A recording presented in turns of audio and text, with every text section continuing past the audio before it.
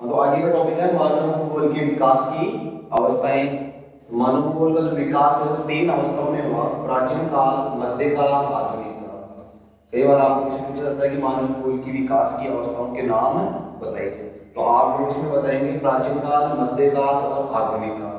कई बार आप लोगों से अलग अलग पूछ लिया जाए कि प्राचीन काल को समझाओ, मानव भूगोल का जो विकास है उसके प्राचीन काल के बारे में आप लोग बताइए। तो प्राचीन काल के बारे में आप लोग बताएंगे कि मानव भूगोल का विकास है 18वीं शताब्दी में शुरू हो गया था।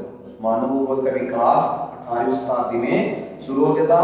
चारों तरफ प्राकृतिक वातावरण की छाप थी।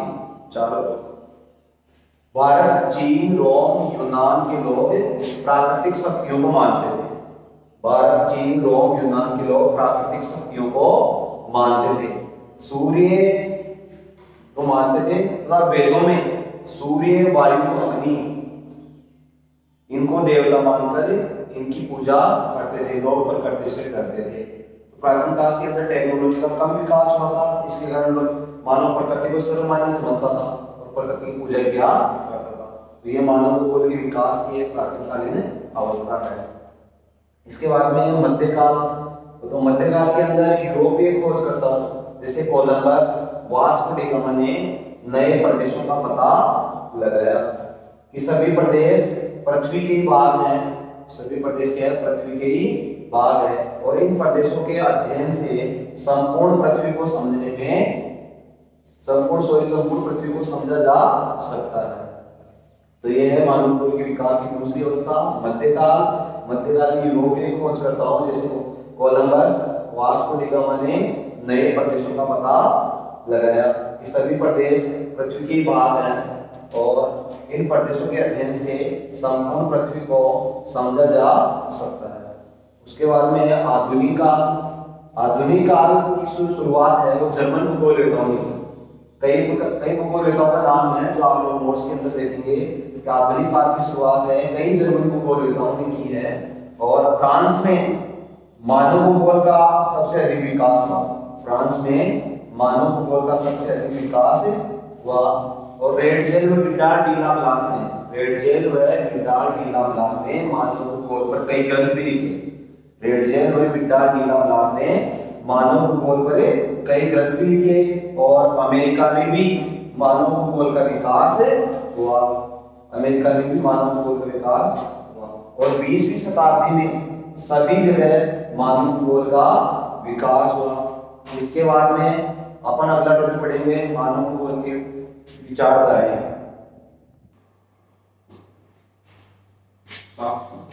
अगला टॉपिक है भौगोलिक विचारधाराएं। भौगोलिक विचारधाराएं, तीन भौगोलिक विचारधाराएं हैं। सबसे पहली विचारधारा है निश्चयवाद विचारधारा। इस विचारधारा को बताने वाले या इस विचारधारा के जो प्रतिपादक हैं वो है फ्रेडरिक रेडजेल। इस विचारधारा को वातावरण निश्चयवाद के नाम से भी जाना जाता है, और इसमें इस विचारधारा में मानव को प्रकृति का दास बताया गया है। इस विचारधारा में मानव को प्रकृति का दास बताया गया है। इसके बाद में दूसरी विचारधारा है संभववाद विचारधारा। इस विचारधारा को बताने वाली या इस विचारधारा के प्रतिपादक फ्रांस के भूगोलवेत्ता विडाल डी ला प्लास तथा फेब्रे थे। संभववाद विचारधारा, इस विचारधारा को बताने वाले या इस विचारधारा के प्रतिपादक फ्रांस के भूगोलवेत्ता विडाल डी ला प्लास तथा फेब्रे थे। इसके बाद में तीसरी विचारधारा है नवनिश्चयवाद विचारधारा। तीसरी विचारधारा है नवनिश्चयवाद विचारधारा। इस विचारधारा को बताने वाले या इस विचारधारा के प्रतिपादक ग्रिफिथ टेलर थे। इस विचारधारा को रुको व जाओ के नाम से भी जाना जाता है। इस विचारधारा को रुको व जाओ के नाम से भी जाना जाता है।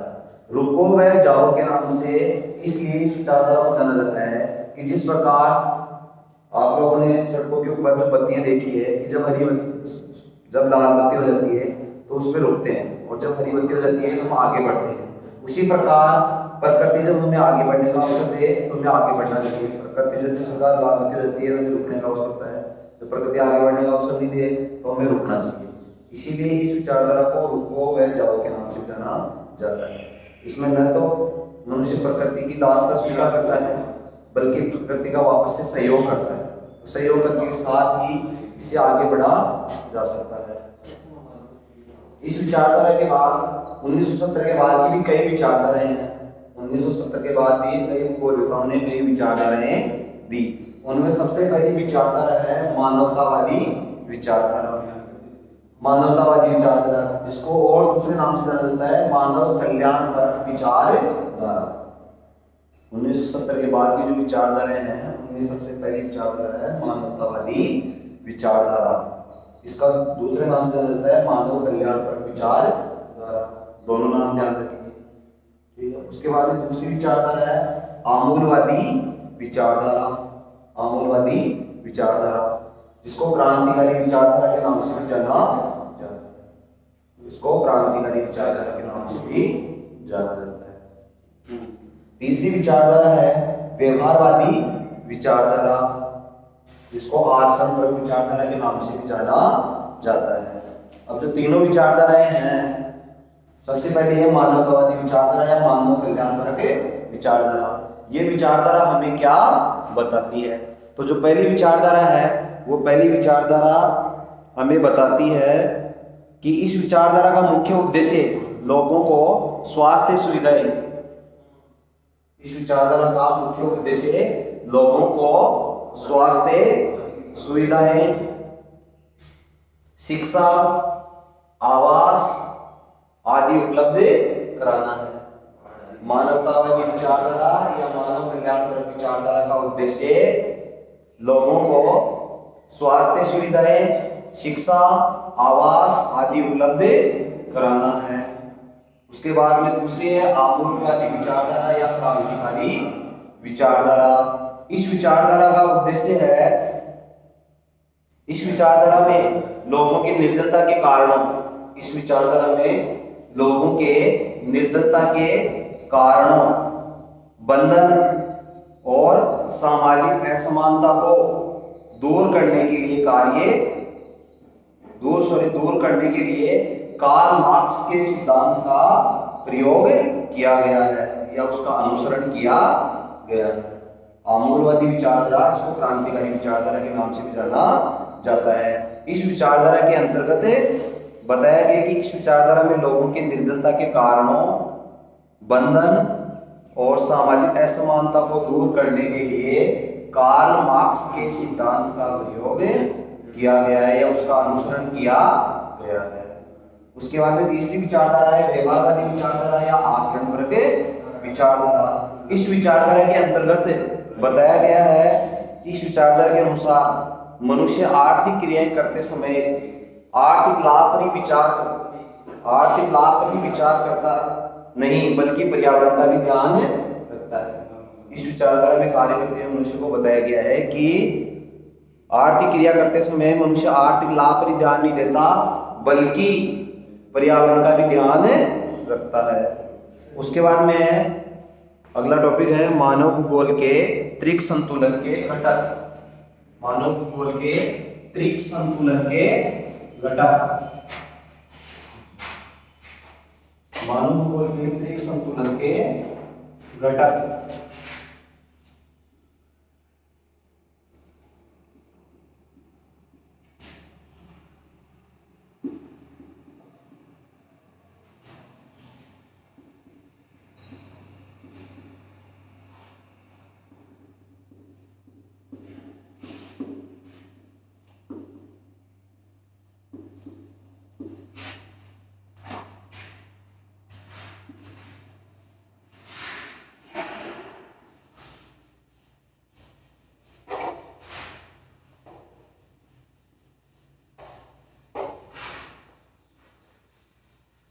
मानव भूगोल के जो त्रिक संतुलन के घटक है प्राकृतिक वातावरण, सांस्कृतिक वातावरण, प्राकृतिक वातावरण,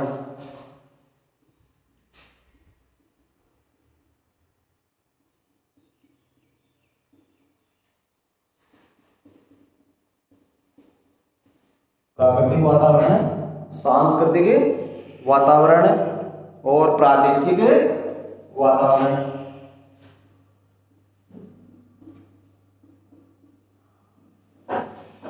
प्रादेशिक वातावरण, यह है मानव भूगोल के त्रिक संतुलन के घटक। कई बार आप लोगों से पूछा जा सकता है कि मानव भूगोल के त्रिक संतुलन के घटक बताइए, तो आप लोग उसमें बताएंगे प्राकृतिक वातावरण, सांस्कृतिक वातावरण और प्रादेशिक वातावरण। ये जो तीनों बिंदु है ये मानव भूगोल के त्रिक संतुलन के क्या है, घटक हैं। इसके बाद में जो अगला टॉपिक है वो है मानव भूगोल के उपक्षेत्र, मानव भूगोल के उपक्षेत्र।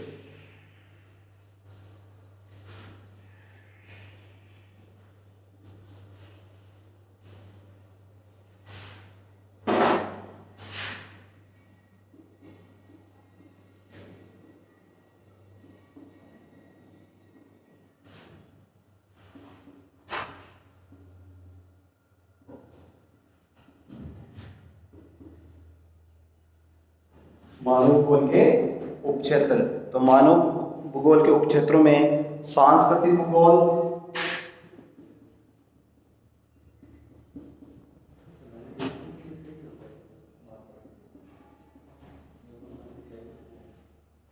सांस्कृतिक भूगोल,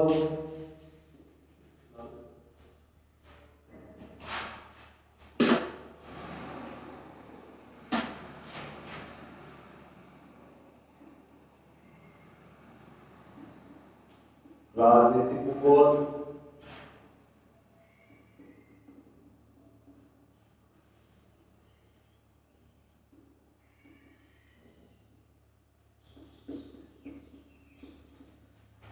कृषि भूगोल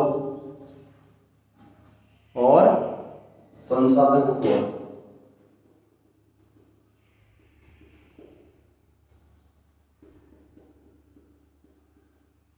मानव भूगोल के आप उपक्षेत्र पूछे तो आप सांस्कृतिक भूगोल, राजनीतिक भूगोल, कृषि भूगोल और संसाधन भूगोल बताएंगे। ये क्या है, मानव भूगोल के उपक्षेत्र है, सांस्कृतिक भूगोल, राजनीतिक भूगोल, कृषि भूगोल और संसाधन भूगोल। और इसके बाद में फिर प्राचीन सभ्यताओं के प्रमुख केंद्र। प्राचीन सभ्यताओं के प्रमुख केंद्र कौन कौन से हैं?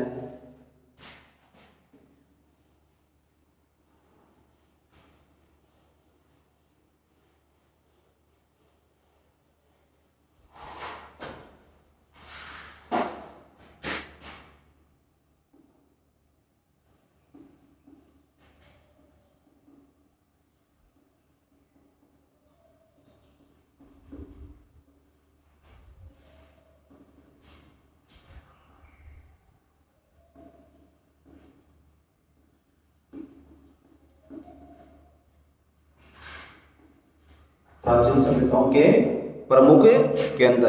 तो प्राचीन सभ्यताओं के प्रमुख केंद्र कौन कौन से हैं? सिंधु घाटी सभ्यता,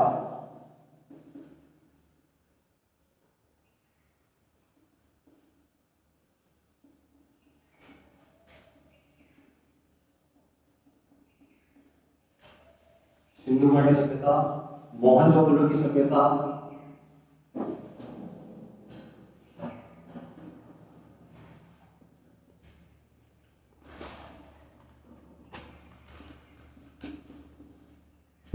मोहनजोदड़ो की सभ्यता, बेबीलोन की सभ्यता,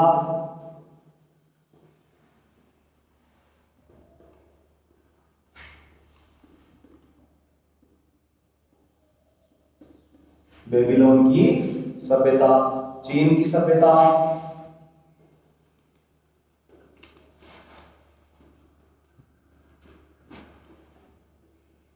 मिस्र की सभ्यता,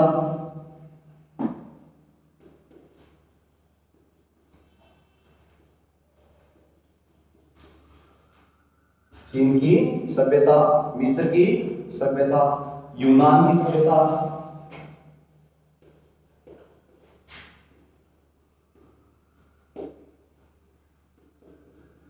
मेसोपोटामिया की सभ्यता,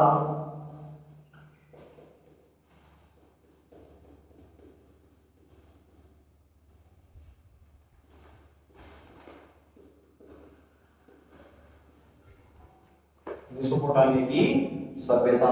तो प्राचीन सभ्यताओं के आपसे परीक्षा में पूछा जा सकता है कि प्राचीन सभ्यताओं के प्रमुख केंद्रों के नाम बताइए। प्राचीन सभ्यताओं के प्रमुख केंद्रों के जो नाम है, सिंधु घाटी सभ्यता, मोहनजोदड़ो की सभ्यता, बेबीलोन की सभ्यता, चीन की सभ्यता, मिस्र की सभ्यता, यूनान की सभ्यता और मेसोपोटामिया की सभ्यता। तो ये क्या है, प्राचीन सभ्यताओं के प्रमुख केंद्रों के नाम है। इसके बाद में है रिटर, फ्रांसीसी भूगोलवेत्ता नहीं। ये तो क्या होगी, प्राचीन सभ्यताओं के प्रमुख केंद्रों के नाम हो गए। इसके अलावा फिर क्या आपसे पूछा जा सकता है कि कौन सा भूगोलवेत्ता फ्रांस का नहीं है, तो आप लोग बताएंगे उसमें रिटर फ्रांसीसी भूगोलवेत्ता नहीं है। रिटर फ्रांसीसी भूगोलवेत्ता नहीं। आपसे पूछा जा सकता है कि फ्रांसीसी भूगोलवेत्ता कौन नहीं है, तो आप रिटर के बारे में देखेंगे कि रिटर फ्रांसीसी भूगोलवेत्ता नहीं है।